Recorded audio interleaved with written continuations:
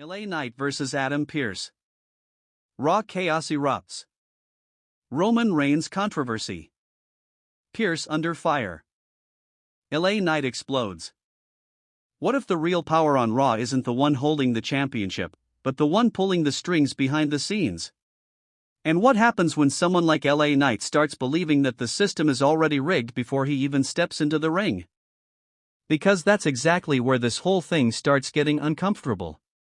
Not in the ring. Not with a match bell. But with suspicion. With frustration. With LA Knight looking at Adam Pearce and basically saying what a lot of fans have been thinking in quiet corners of the internet.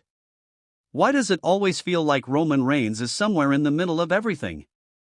And look, maybe that sounds like just another heated rant at first. LA Knight is not exactly the guy who whispers his opinions politely. He's loud, he's sharp, and when he's irritated, you can hear it from the next arena over. But this time, there's something different in the way he's talking. It's not just anger. It's suspicion building on top of frustration, and that combination is always dangerous in WWE storytelling. So let's slow this down for a second, because the moment LA Knight steps out and calls out Adam Pearce, it doesn't feel random. It feels like something that's been simmering for a while. Like he's been collecting moments, piecing things together, watching decisions go one way more than another, and finally deciding, yeah, I'm saying it out loud now. And that's when things get interesting. Because Adam Pearce isn't just some background authority figure anymore. He's become that guy who always has to explain decisions that never fully satisfy anyone.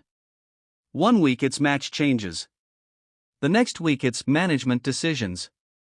And somewhere in the middle of all of that, LA Knight is basically looking at him like, yeah, explain this one too. And then Roman Reigns enters the conversation without even being there. That's the wild part. Roman Reigns doesn't even need to appear for his name to start influencing everything. That's the kind of aura WWE has built around him over time. The tribal chief effect, if you want to call it that. Even when he's not physically in the segment, his shadow still somehow stretches across it. And LA Knight? He's not the type to just accept shadows without asking who's standing in the light. So when he calls out Adam Pearce for allegedly backing Roman Reigns, it hits differently. It's not just a complaint. It's a challenge. Like he's drawing a line in the sand and saying, are you running Raw fairly, or are you managing it around one guy? Now pause there, because you can almost hear the crowd reaction in your head. Some fans cheering because LA Knight is saying what they've whispered for weeks. Others shaking their heads like, nah, this is just LA Knight being LA Knight. And that split reaction is exactly what makes this story work. Because WWE doesn't thrive on everyone agreeing. It thrives on doubt. And LA Knight is basically planting doubt everywhere he goes in this moment. He's pointing at Adam Pearce like, you're supposed to be the official.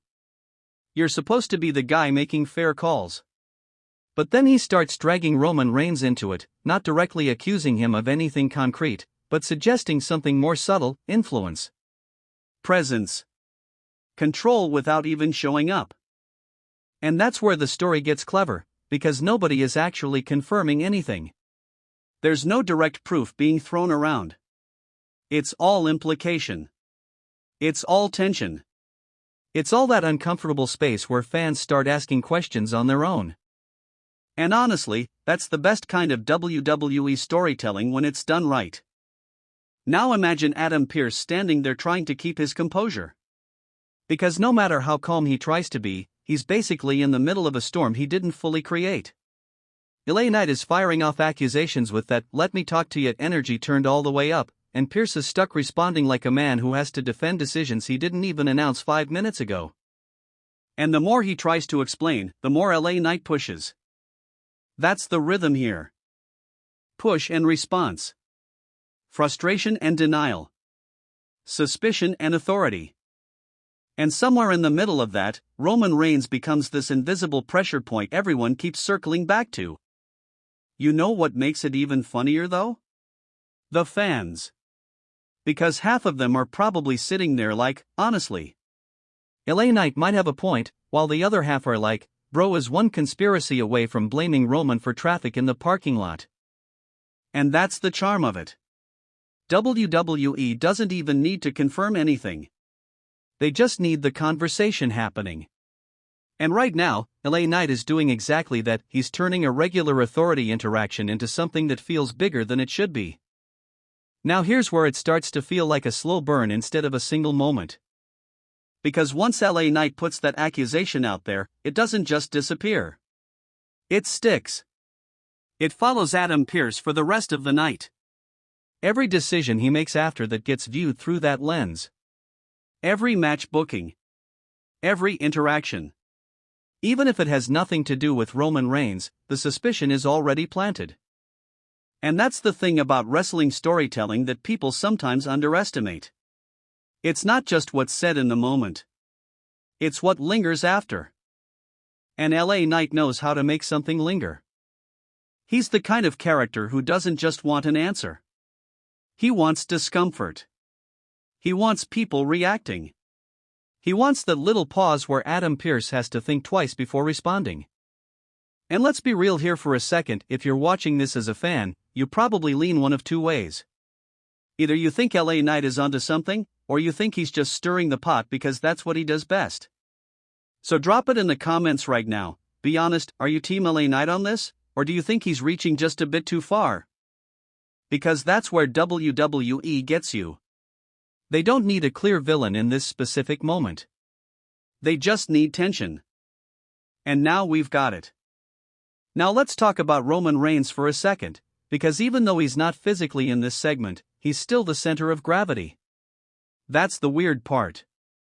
It's like his name alone shifts how every conversation feels. And whether you love that or are tired of it, you can't really deny it works in storytelling terms. Because when LA Knight says Adam Pearce is backing Roman Reigns, he's not just talking about favoritism in a literal sense. He's talking about perception. Influence. The idea that certain people in WWE might operate differently depending on who is watching, or who is connected. And again, nobody confirms it. That's important. It's all suggestion. It's all interpretation. It's all that gray area where wrestling thrives. And LA Knight is standing right in the middle of that gray area, refusing to step out of it. Now imagine the locker room reaction behind the scenes. You've got people watching this unfold and thinking, okay, is this going somewhere or is LA Knight just turning up the heat for attention? Because that's another layer here. In WWE, sometimes calling things out doesn't just create answers, it creates more attention. More chaos. More reactions. And LA Knight? He feeds on reactions. You can practically hear him in your head already. Yeah, they're talking. Now let's bring it back to Adam.